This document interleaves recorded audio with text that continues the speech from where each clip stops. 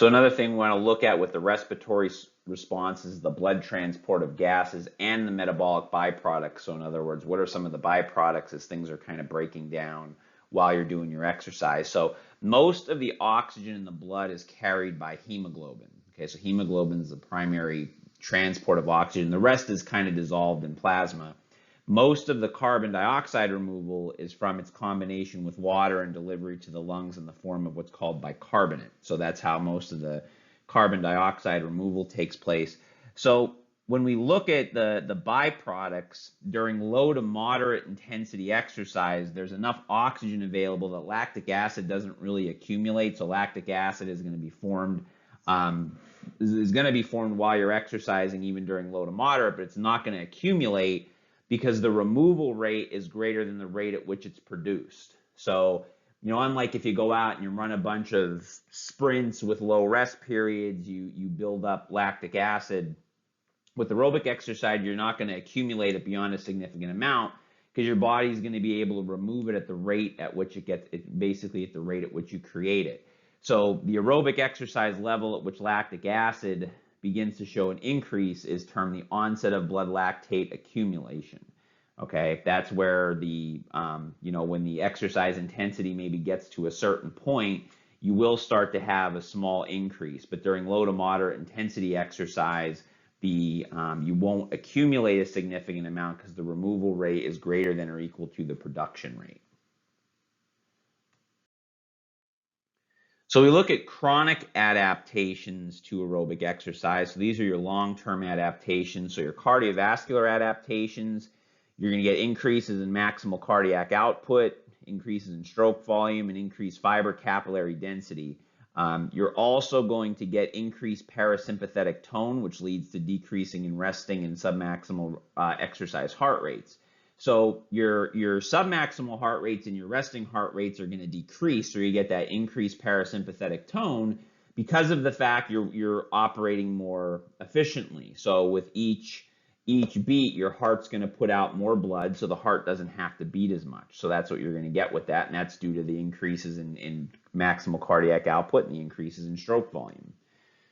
Your respiratory adaptations, so your ventilatory adaptations, are highly specific to the type of activities and the type of exercise used. So in other words, the respiratory changes are going to be very specific to what it is that you're actually doing exercise-wise. The training adaptations do include an increase in tidal volume and breathing frequency with maximal exercise. So you will be obviously to get the oxygen that you need. And the neural adaptations, your efficiency is increased and fatigue of the contractile mechanisms is delayed. So while a lot of exercise isn't really, your nervous system's obviously always working, isn't getting stressed to the extent you get with a lot of your anaerobic exercise. However, because you become more efficient, even just with your movements, the fatigue and the fatigue of your muscles and everything is going to be delayed. So indirectly, you do get some neural adaptations as a result of that.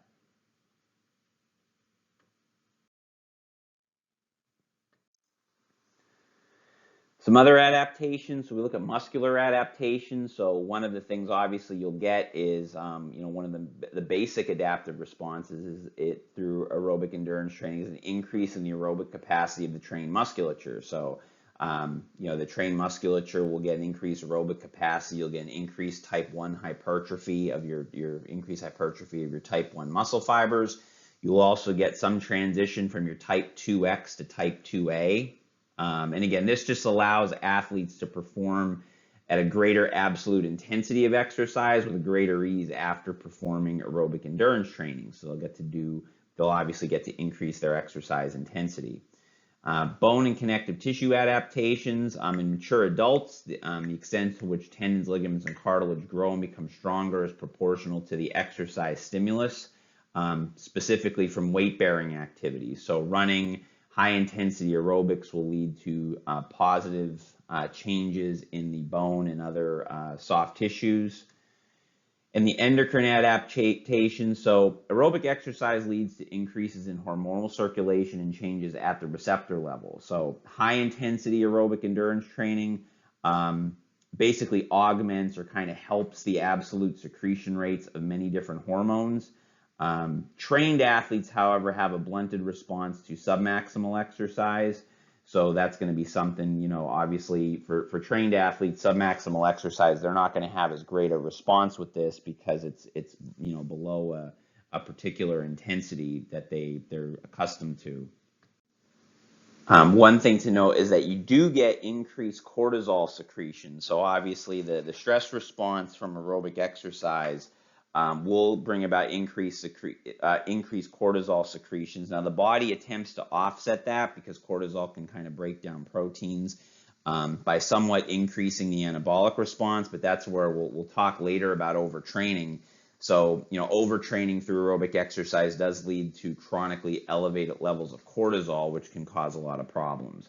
So it should be noted that, you know, you will increase cortisol secretion. However, as long as recovery kind of balances out, the body will kind of balance it out through other types of anabolic responses.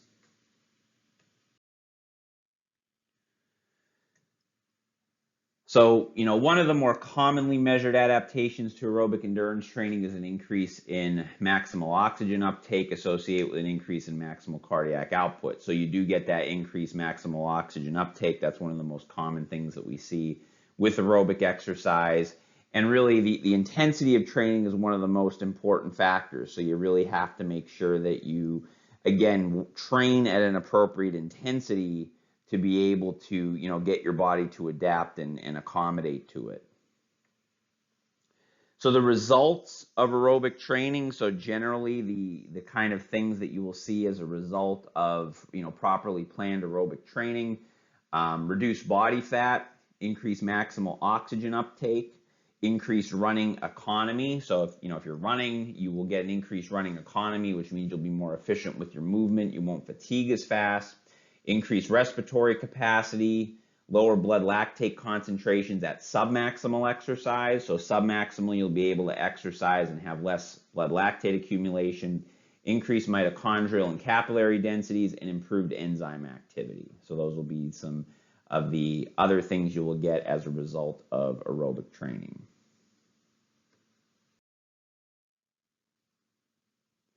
So some external and individual factors that influence aerobic endurance training. Altitude is very important. So you will get changes that begin to occur at elevations greater than 3,900 feet. So obviously the oxygen levels start to change as you start to get higher and higher in altitude. And it's primarily actually to reduce partial pressure of oxygen in the atmosphere, so your body doesn't take in as much oxygen when you start to work out and train at levels that are at higher elevation. These values can begin to return to normal within 2 weeks, so your body can eventually accommodate to being at a higher altitude, but it could make it difficult, you know, in professional sports when you have to travel somewhere and you're only there for a limited period of time. You could kind of see some of these effects. There are several chronic physiologic and metabolic adjustments that occur while you're dealing with prolonged altitude exposure. So you'll get increased pulmonary ventilation or hyperventilation, increased cardiac output at rest and during submaximal exercise due to increases in heart rate. So those will be some of the things that will start to occur as a result of training at higher altitudes.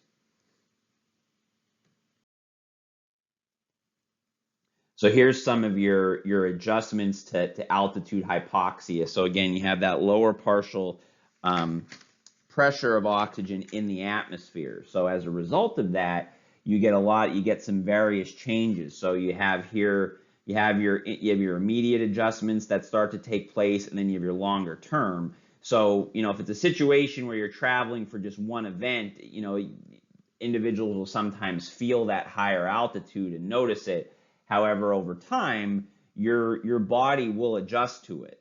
Okay, so individuals, for instance, who live at high altitudes, they obviously have already adjusted to it. Their body's kind of compensated for it. But make note of some of these changes. Again, this table's also in your textbook, so you can also you could refer to that as well. So some other external and individual factors: hyperoxic breathing. This is breathing oxygen-enriched gas mixtures during rest periods or following exercise to help positively affect exercise performance. The procedure just remains, I mean, people do it. The procedure just remains controversial because we're not really sure of the mechanisms that actually cause the benefits. Smoking, obviously we know smoking has a significant impact on the lungs. There's going to be acute effects that would impair exercise performance, particularly those related to, over time, the possibility to develop things like chronic obstructive pulmonary disorder and various other health disorders. But it causes increased airway resistance, paralysis of the cilia. Obviously, smoking will increase levels of carbon monoxide, which could bind the hemoglobin and then limit your oxygen, and also it causes an increase in circulating catecholamines. Blood doping is a practice where people artificially increase the amount of red blood cells, either through re-injecting their own blood cells or from someone else, or through the administration of what's called erythropoietin or EPO, which is a hormone that increases the amount of red blood cells. It can improve performance and can enhance tolerance to certain environmental conditions. However, there's serious health risks associated with it. Plus, it's also considered unethical. They test for blood doping, so you can't do it. And like I said, there's a lot of health risks associated with it. There's also genetic potential. So there's kind of an upper limit. So an individual's genetic potential could dictate the absolute magnitude of a training adaptations, and you will tend to get smaller gains the closer you kind of get to that. Age and gender will impact this as well. So maximal aerobic power is going to decrease with age. Obviously, you can kind of prevent that from happening by exercising. So, just to kind of show some examples, you get, aerobic power values of women range from 73% to 85% of the values of men. So gender does play a role with that as well. However, the general response to training is similar between men and women. Okay, so while women tend to have lower aerobic power values overall, if you're just comparing, for normal individuals, the general response to training is similar, meaning that they have just as much potential to increase that ability. In general, with age, you also get what's called sarcopenia, which is a decrease in muscle tissue, an increase in fat mass, that will also kind of limit some of the aerobic power as individuals get older. So we talked a little bit about overtraining in the previous chapter. So again, it's important to know the difference between pure overtraining syndrome as opposed to what's called functional overreaching. So functional overreaching, which is a short-term thing you do where maybe you really ramp up intensity and volume of training to get a desired response. However, extreme overreaching, what would be non-functional overreaching, or overtraining syndrome, is something that happens long-term and that has a lot of long-term negative effects on the individual's physical health and also on their ability to train. So the cardiovascular responses as it relates to aerobic endurance training and overtraining is kind of interesting. It's a little different than what you'd get with anaerobic training because the heart rates could either be increased or decreased with aerobic overtraining. So the overall heart rate variability is going to decrease, and that could be either due to reduced parasympathetic or increased sympathetic activity with exercise. They also find that maximum heart rates will decrease, which again, that's going to limit then when you try to do high intensity exercise, limit the body's ability to, to get circulation and oxygen to the working tissues, and also the heart rates at submaximal exercises. Submaximal exercise intensities is also decreased. So that's something to kind of note. You also generally, as I said, I've talked about with blood pressure. So with blood pressure, systolic blood pressure is usually not affected. However, increased resting diastolic pressures can occur with aerobic overtraining. So, and again, the diastolic number, I didn't mention this before, but the diastolic number being high is a little bit more, is even more concerning than a high systolic, because again, that's when the heart's at rest. So if you have a high diastolic number, that's a number at rest, that the pressure should be much lower, so that would obviously be a concern. The biochemical responses, higher training volumes increases levels of creatine kinase, which is an indicator of muscle damage, and you also get muscle glycogen decreases with prolonged periods of overtraining. So your muscle glycogen levels decrease, increased levels of creatine kinase, and endocrine responses. So you can result, we talked a little bit about the issues with cortisol earlier. So overtraining can result in a decreased testosterone to cortisol ratio, which means that the cortisol starts to get higher. So that will also cause decreased secretion of growth hormone, and you also get changes in catecholamine levels. So all of that will kind of have a negative impact on the individual's hormone profiles, which then can cause, again, difficulties with training as well.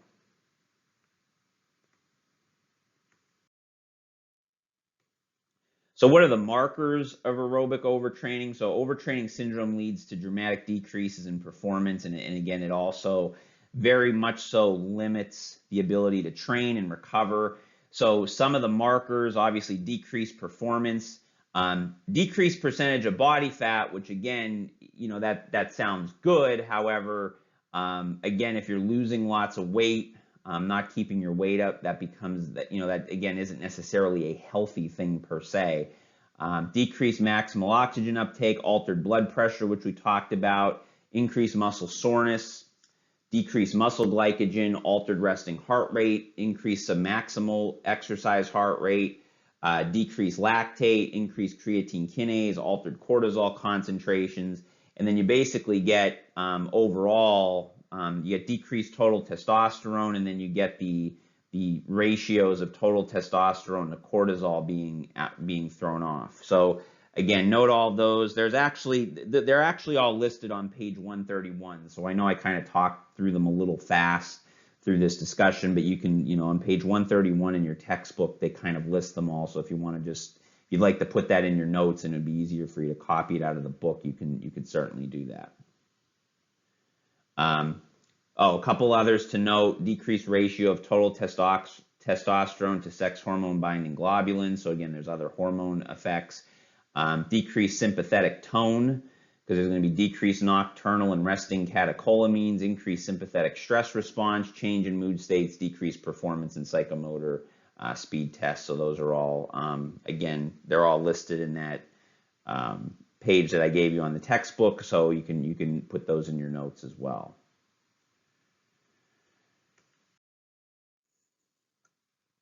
So some other things to note: detraining. So if inactivity rather than proper recovery follows an exercise, an athlete loses training adaptation. So, with detraining, you're actually taking too much time off. So again, you want proper recovery, but if you take too much time off and don't kind of hit that next training period before you start to go down. So obviously when you train, your body's kind of in a state where it needs to recover, but the idea is during recovery, you again, what's called super compensate. You actually bring yourself to a level higher than what you were. If you don't train when you're in that state, you're going to start to detrain. So you need to make sure that you really kind of monitor how often an individual trains. Tapering is a planned reduction in training volume that occurs before a competition or a planned recovery microcycle. So that's something strategically where you'll kind of lower, volume and or intensity of training so that you can prepare for, usually a meet or for a planned recovery cycle. So key point with all of this is, again, just make sure proper exercise variation, intensity. If you're heading to a period where the training kind of has to sort of decrease a little bit, make sure to do a proper maintenance program and just get proper recovery periods to prevent against detraining effects. So you don't want to overtrain, but at the same time, detraining can be just as much of a problem. If you're giving too much recovery, you could end up having an effect where the person starts to lose the benefits of what it is they're getting out of training. And you have your learning outcomes here. So those are all the different adaptations to aerobic training. So make note of the learning outcomes.